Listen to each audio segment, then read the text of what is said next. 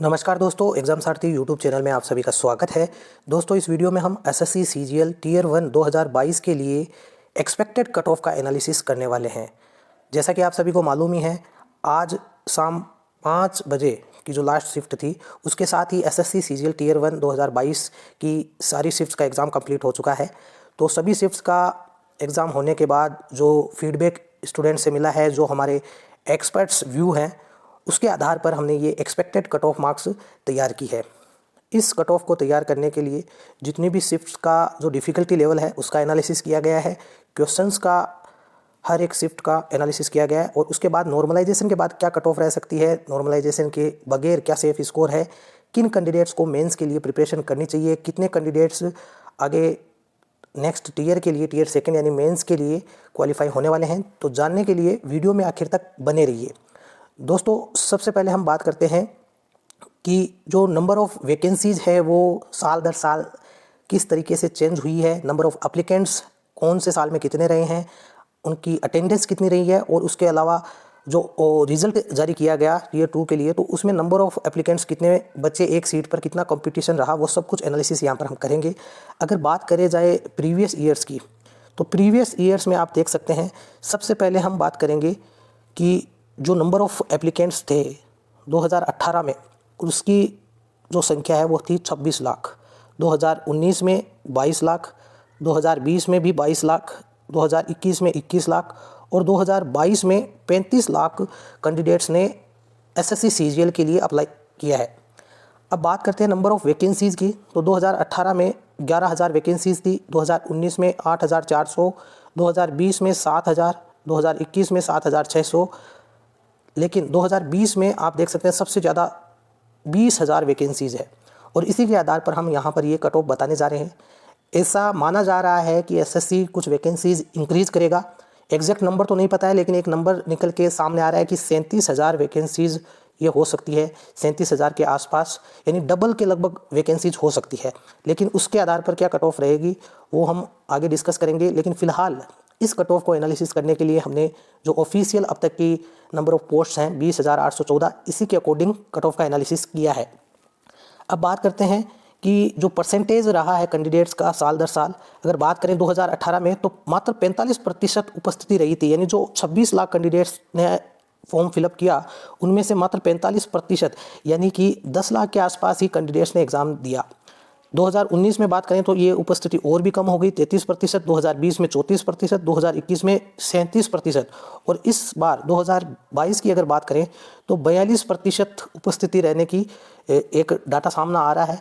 ये 42 से 45% हो जाए, यहाँ तक कि अगर हम 50% भी इसको कंसिडर कर लें तो भी हम एक कट ऑफ का अनुमान लगा सकते हैं। हालांकि ये जो अटेंडेंस है वो 45% से ज़्यादा नहीं रहने वाली है। आज की शिफ्ट्स को भी अगर पूरा काउंट कर लिया जाए, क्योंकि आज की जो शिफ्ट्स हैं उनका कंप्लीट डाटा नहीं आया है, तो अगर मान लिया जाए तो 45% अटेंडेंस रहने वाली है। अब बात करते हैं कि नंबर ऑफ़ एप्लीकेंट्स पर सीट जो टीयर 2 के लिए रहे, उनकी अगर बात करें तो 2018 में 233, यानी कि नंबर ऑफ़ जो वैकेंसीज़ है और जो नंबर ऑफ़ कैंडिडेट्स अपीयर हुए, उसके आधार पर जो नंबर ऑफ़ एप्लीकेंट्स थे वो 233 का कंपटीशन था 2018 में, 2019 में 256 का हो गया, 2020 में आपने देख सकते हैं सबसे ज़्यादा 311 का हो गया, फिर 2021 में 270, और 2022 में ये जो चूँकि नंबर ऑफ़ वैकेंसीज़ बहुत ज़्यादा है, तो ये जो कंपटीशन है वो 101 सीट पर 170 कैंडिडेट्स का रहने वाला है टीयर 2 के लिए। यानी कि जो कैंडिडेट्स अपीयर हुए हैं एक सीट के लिए, उनकी संख्या 170 है। तो जो भी कैंडिडेट्स क्वालिफाई होंगे उनका क्या नंबर रहने वाला है ये हम आगे देखेंगे। अब यहाँ पर अगर उन्हीं आंकड़ों को सीट के माध्यम से देखा जाए तो वही सारे आंकड़े हैं।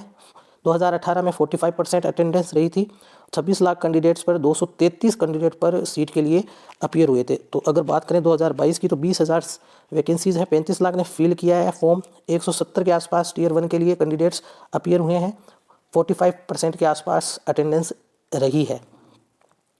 अब बात करते हैं दोस्तों कि जो प्रीवियस ईयर्स की कट ऑफ रही है, ईयर वाइज और कैटेगरी वाइज क्या क्या कट ऑफ रही है उसके बारे में बात करेंगे। अगर बात करें जनरल कैटेगरी की तो 2018 में 137.7 कट ऑफ रही थी, 2019 में 147, 2020 में 132, 2021 में 130, और 2022 में जो एक्सपेक्टेड कट ऑफ है अगर देखा जाए तो 114 से 118, ये एक अनुमान लगाया जा सकता है। लेकिन जो फाइनल जो हमारा एनालिसिस करके हमने एक कट ऑफ तैयार की है नॉर्मलाइजेशन के बाद, वो हम आपको वीडियो के आखिर में बताएंगे। तो इसी एनालिसिस के आधार पर अगर देखा जाए जो प्रीवियस ईयर्स का ट्रेंड रहा है उसके अकॉर्डिंग तो कट ऑफ 114 से 118 रहनी चाहिए, लेकिन ये cut off number of vacancies और जो एप्लीकेंट्स अपीयर हुए हैं उनकी संख्या के आधार पर है। तो जो एग्ज़ाम का अलग अलग डिफ़िकल्टी लेवल रहा है अलग अलग शिफ्ट्स का, उसके आधार पर कट ऑफ में कितना चेंज आएगा उसके लिए हम आगे डिस्कस करेंगे। तो हर एक कैटेगरी के लिए आप देख सकते हैं कौन से ईयर में कितनी कट ऑफ रही है। अब बात करते हैं कि प्रीवियस ईयर का जो कट ऑफ का ट्रेंड रहा है जनरल का, अगर बात करें तो किस तरीके से इंक्रीज होके बाद में धीरे धीरे कट ऑफ कम होती जा रही है, वैकेंसीज़ नंबर ऑफ़ वैकेंसीज़ बढ़ रही है। हर एक कैटेगरी के लिए आपको ये सेम यही सिचुएशन देखने को मिलेगी। सर्वाधिक 2019 में कट ऑफ गई थी। अब बात करते हैं कि जो नंबर ऑफ़ गुड अटेम्प्ट्स क्या रह सकते हैं, जो अभी कैंडिडेट ने एग्ज़ाम दिया है तो सेफ स्कोर क्या है और गुड अटेम्प्ट्स कितने निकल के आ रहे हैं। अगर सभी शिफ्ट्स का एवरेज निकाला जाए, कंप्लीट जितनी भी शिफ्ट्स हुई हैं अभी तक उनका हमने एनालिसिस किया है, उसमें जो नंबर ऑफ़ क्वेश्चंस अलग अलग सेक्शन वाइज जो कैंडिडेट्स का फीडबैक मिला है और उसका एनालिसिस करने के बाद एग्ज़ाम के डिफ़िकल्टी लेवल को देखते हुए अगर देखा जाए तो इंग्लिश में 16 से 18 क्वेश्चंस जो है कैंडिडेट ने एवरेज अटैम्प्ट किए हैं, यानी कि इसे आप कह सकते हैं गुड अटैम्प्ट्स में इसको काउंट कर सकते हैं। तो अगर 2 मार्क्स का एक क्वेश्चन है तो 34 मार्क्स आपके इंग्लिश में बन रहे हैं। जीके की बात करें तो 10 से 12 क्वेश्चंस 22 मार्क्स, मैथ्स की बात करें तो 15 से 16 क्वेश्चन 30 मार्क्स, रीजनिंग में 20 से 22 क्वेश्चंस 42 मार्क्स। तो टोटल अगर देखा जाए तो 61 से लेके 68 तक गुड अटेम्प्ट्स एवरेज देखे जा रहे हैं। अगर सभी शिफ्ट्स को एवरेज निकालते हैं हम तो इस हिसाब से कट ऑफ जो जनरल कट ऑफ है वो 128 के आसपास बनती है। तो दोस्तों अभी तक अगर आपने हमारे चैनल को सब्सक्राइब नहीं किया तो चैनल को सब्सक्राइब कर लें और ऐसे ही वीडियोज़ के लिए चैनल को फॉलो करते रहें। दोस्तों अब बात करते हैं कि कट ऑफ क्या रह सकती है, जो एक्सपेक्टेड कट ऑफ है वो क्या रह सकती है।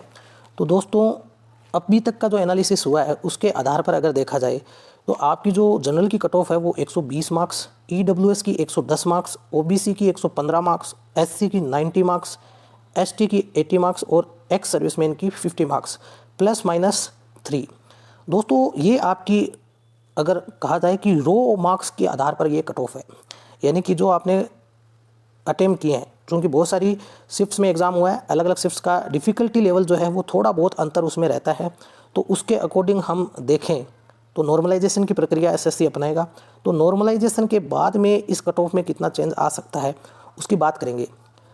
दोस्तों जैसा कि आपने भी देखा होगा, खुद का भी एक एनालिसिस होगा, उसके अलावा जो फीडबैक हमें कैंडिडेट से मिला है लगभग हर शिफ्ट का जो लेवल है वो एक जैसा रहा है, लेकिन कैंडिडेट को अपनी शिफ्ट का जो है हमेशा से ऐसे लगता है कि हमारी शिफ्ट टफ रही है दूसरे की बजाय, जबकि ऐसा नहीं होता है। थोड़ा बहुत ही 19-20 का अंतर रहता है। किसी शिफ्ट में मैथ्स का लेवल थोड़ा हाई था तो किसी में रीजनिंग का थोड़ा लेवल हाई था।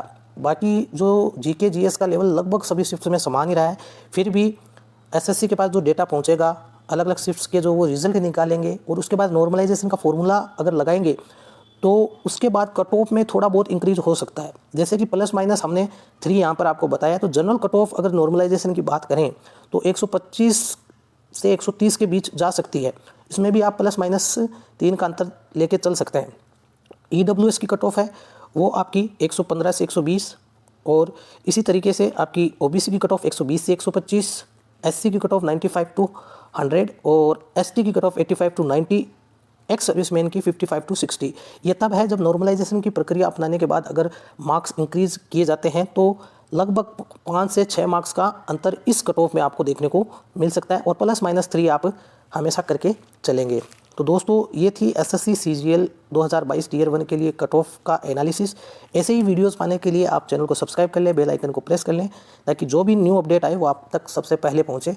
धन्यवाद।